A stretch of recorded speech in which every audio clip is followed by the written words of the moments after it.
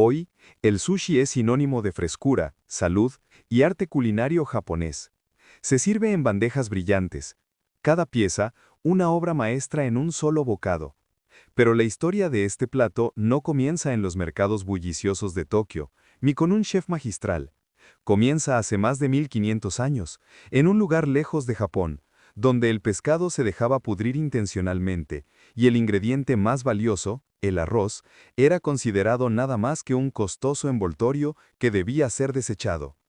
¿Cómo fue posible que un método de conservación tan extremo y primitivo evolucionara hasta convertirse en la cúspide de la gastronomía mundial?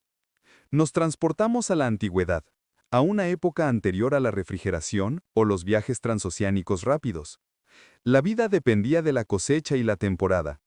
El origen de lo que hoy llamamos sushi se encuentra en el sudeste asiático, posiblemente cerca de la cuenca del río Mekong. La gente de esta región enfrentaba un desafío crucial: ¿cómo almacenar el pescado capturado en abundancia durante la temporada alta para evitar la hambruna en épocas de escasez? El arroz, base de su dieta, se convertiría en su inesperado salvador. La solución, una técnica ancestral conocida como nare-sushi, no era culinaria, era pura química. El pescado, limpio y salado, se prensaba entre grandes cantidades de arroz cocido. El almidón del arroz, al descomponerse, generaba ácido láctico. Este ácido, potente y natural, actuaba como un conservante perfecto, descomponiendo lentamente las proteínas del pescado sin dejar que se pudriera, permitiendo que se almacenara durante meses o incluso años. La paradoja fundacional del nare-sushi radicaba en el destino del arroz. Su propósito era generar el ácido, no ser comido. Después de meses de fermentación, el arroz estaba tan ácido y fuerte que simplemente se raspaba y se desechaba. Solo el pescado, transformado, curado y comestible, llegaba a la mesa. Este es el momento cero del sushi, una técnica donde el envase es más importante que la mercancía. Desde el sudeste asiático, la técnica de conservación viajó.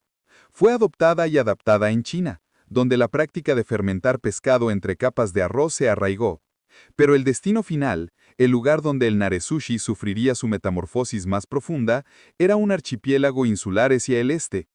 Alrededor del siglo VIII, este método de conservación llegó a Japón, introducido a través de intercambios culturales o religiosos. Los japoneses adoptaron la técnica de la fermentación y la aplicaron a sus propios peces de río y lagos. Una vez en Japón, la técnica de desechar el arroz se encontró con una resistencia silenciosa pero profunda. En esta nueva tierra, el arroz no era solo un cultivo, era la moneda de cambio, la base de la economía y un símbolo sagrado de la vida. Desechar el fermento implicaba un desperdicio intolerable para una sociedad tan centrada en este cereal. Los japoneses se enfrentaban a un dilema cultural y económico. La conservación funcionaba, pero el precio era demasiado alto. ¿Podrían los chefs japoneses encontrar la manera de honrar el arroz sin comprometer la seguridad o, aún más audaz, forzar al arroz a unirse al destino del pescado, creando el primer plato donde ambos fueran igualmente vitales? El arroz, ese grano fundamental para la identidad japonesa, yacía descartado en los barriles del nare-sushi. La pregunta era simple: ¿cómo podían consumir el cereal sin la espera de meses, y sin que el extremo ácido lo hiciera incomible? La respuesta cambiaría el destino del sushi, convirtiéndolo de una necesidad de supervivencia en un plato deliberado de sabor complejo. Japón, a partir del siglo VIII, importó la técnica del nare-sushi. El principio de conservación mediante ácido láctico, que fermentaba el pescado, era sólido. Sin embargo, la tradición china de desechar el arroz fermentado era un acto doloroso en la nación insular. El arroz era tan crucial que su desperdicio chocaba de frente con la realidad económica y cultural del país. El fermento, que pasaba meses creando la acidez necesaria, era, para el paladar, intragable, pero para la conciencia colectiva, inaceptable de tirar. La presión por aprovechar el cereal impulsó a los japoneses a buscar una manera de acortar drásticamente los tiempos de fermentación. Redujeron los ciclos de meses a semanas. Esta innovación, que parecía menor, tuvo un efecto gigante. Al disminuir el tiempo, se redujo el nivel de acidez del arroz, haciéndolo, si bien fuerte, tolerable al consumo. Por primera vez el sushi dejó de ser solo un método de conservación y comenzó a ser concebido como una combinación de alimentos. Este fue el punto de inflexión. El epítome de esta primera fase de la evolución japonesa es el funasushi, un manjar local que aún se prepara hoy en la región del lago Biwa, prefectura de Shiga. Este plato utiliza el pescado Nigoro buna, una especie de carpa silvestre. El proceso es una reliquia de la lentitud. El pescado pasa meses en sal, y luego es cubierto de arroz cocido y comprimido con pesadas piedras de hasta 5 kilogramos. La fermentación puede extenderse por más de un año, cambiando el arroz anualmente si es necesario. Aunque el funasushi demostró que el arroz fermentado era, de hecho, comestible, su sabor era extremo. Es un plato con un aroma y gusto tan penetrantes que hoy en día es considerado una rareza incluso para los propios japoneses. Este hecho revela una verdad fundamental.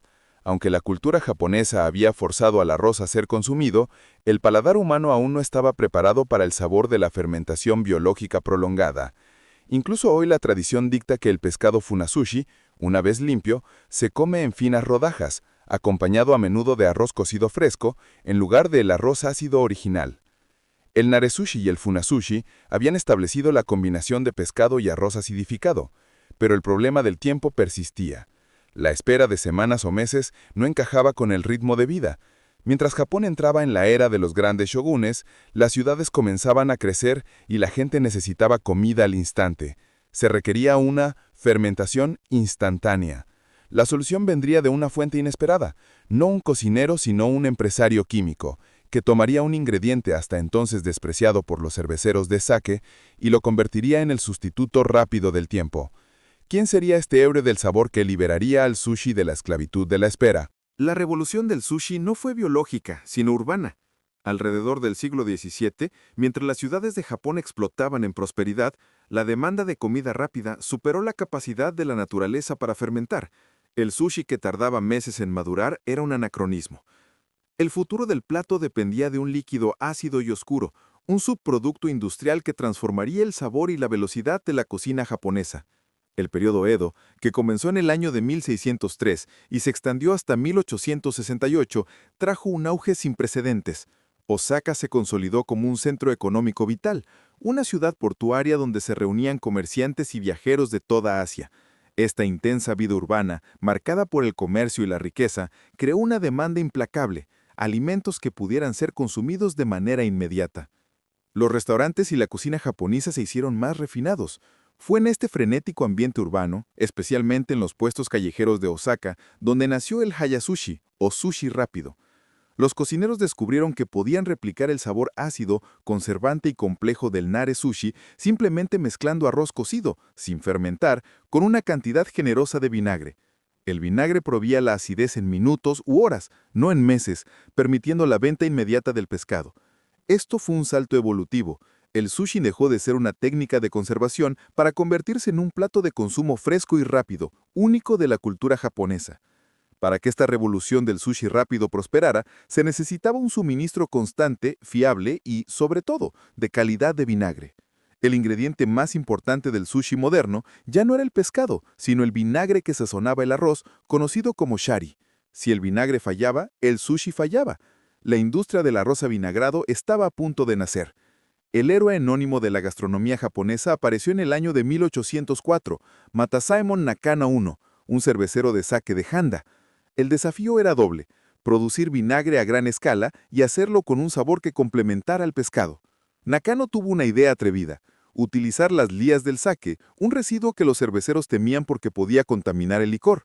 Al fermentar estas lías, Nakano creó un vinagre dulce y rico en umami, el kazusu o vinagre de lías de sake, estableciendo su primera fábrica a gran escala en 1811. La innovación de Nakano liberó al chef de la biología de la conservación y lo permitió centrarse en la frescura del pescado. El hayasushi había simplificado el proceso, pero aún era un plato tosco. Mientras Osaka se dedicaba al sushi rápido prensado, la capital, Edo, bullía con una demanda aún mayor de velocidad. El escenario estaba listo para la figura que tomaría este arroz avinagrado y este pescado simple y los transformaría en una porción perfecta, elegante y lista para llevar. El hombre que daría forma al sushi global que conocemos ya estaba operando, Yohei Hanaya. En De Raíz y Sencillo creemos que cada plato tiene una historia que nace de la tierra, de las manos que amasan y del fuego que da sabor. Aquí no solo cocinamos, Revivimos tradiciones, descubrimos secretos y celebramos lo simple. Si te apasiona la comida con alma, si disfrutas aprender de dónde viene lo que comes, o si simplemente te encanta saborear la historia en cada bocado, entonces este canal es para ti. Suscríbete, activa la campanita y acompáñanos a descubrir el origen de lo que nos une, la comida, de raíz y sencillo. Además, no olvides que si quieres descubrir recetas sencillas y saludables, con porciones, temperatura y tiempos de cocción detallados, para preparar en Air Fryer, te sugerimos revisar la descripción de este video, ya que contamos con 100 recetas útiles y sencillas para que cuides y consientas a tus seres queridos. Hemos viajado desde la supervivencia de un pueblo hasta la innovación de un industrial. El arroz se come, el tiempo se ha domesticado con vinagre, pero el sushi todavía era un plato que requería un momento de pausa. Faltaba una última transformación para que se convirtiera en la comida más eficiente del planeta, en el bocado que se come de pie, en movimiento. En el corazón de la bulliciosa Edo, un joven chef rebelde estaba a punto de simplificar 1000 años de historia culinaria en la palma de su mano. A principios del siglo XIX, Edo, la futura Tokio, era una megalópolis dinámica y ruidosa. Hogar de los Edoko, una población conocida por su prisa y su gusto por las cosas rápidas y frescas. El pescado llegaba de la cercana bahía de Tokio, conocida como Edomae. La comida callejera vendida en puestos móviles llamados yatai dominaba el paisaje. Los trabajadores no tenían tiempo para sentarse, necesitaban la comida lista, servida y devorada en segundos. El visionario que cristalizó esta demanda fue Yohei Hanaya. Nacido en el año de 1799, Hanaya no buscaba seguir la tradición. Buscaba eficiencia. Alrededor del año de 1824, o quizás 1828, cuando ya vendía activamente, Hanaya desarrolló su obra maestra, el nigiri o sushi apretado a mano. Su concepto era radical, una rebanada de pescado, neta, colocada directamente sobre una bola de arroz avinagrado. Hanaya Yohei es considerado el padre del Edomae sushi y el inventor del sushi moderno. El nigiri sushi de Yohei fue el prototipo de la comida rápida global. Era rápido de hacer y rápido de comer. Inicialmente, Hanaya vendía su sushi portátil llevando una caja cargada en la espalda antes de establecer su propio puesto yatae.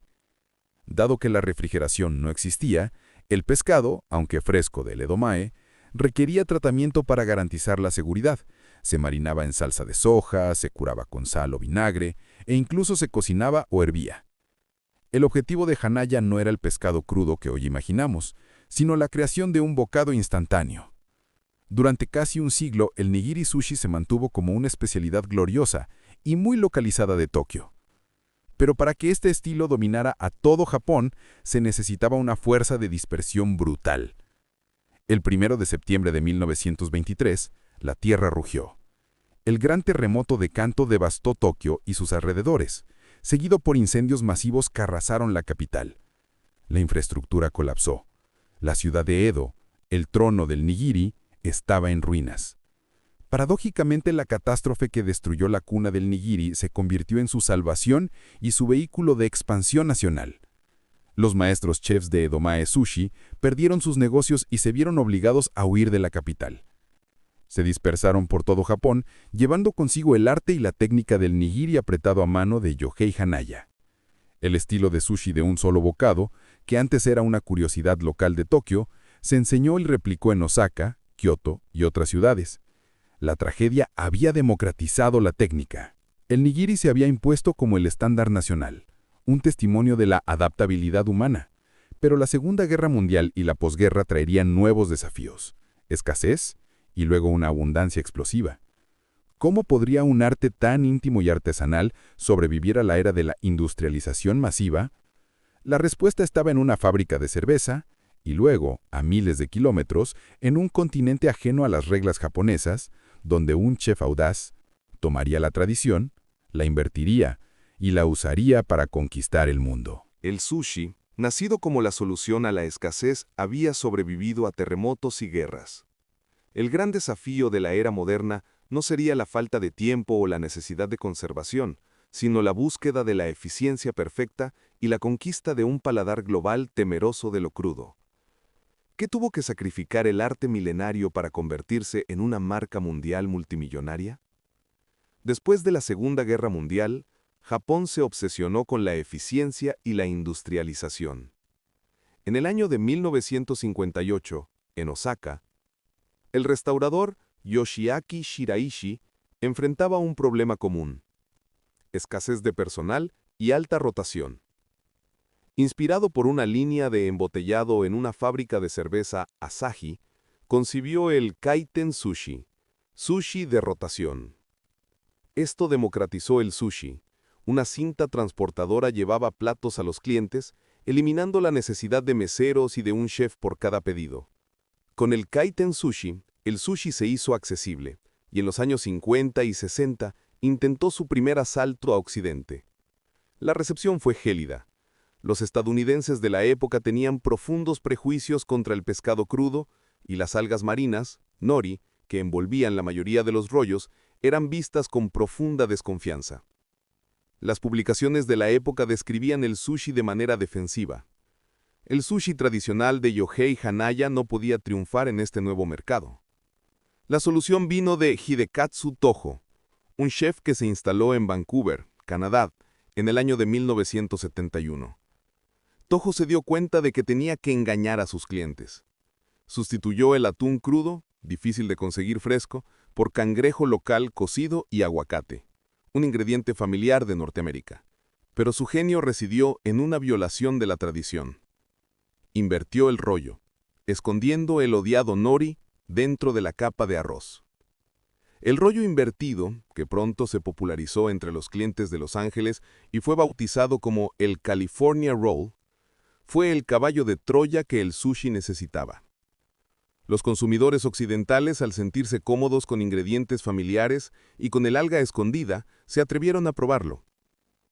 El plato que nació de la rigidez de la fermentación y la precisión de Edo se liberó de sus reglas, dando paso a infinitas fusiones que hoy definen su presencia internacional.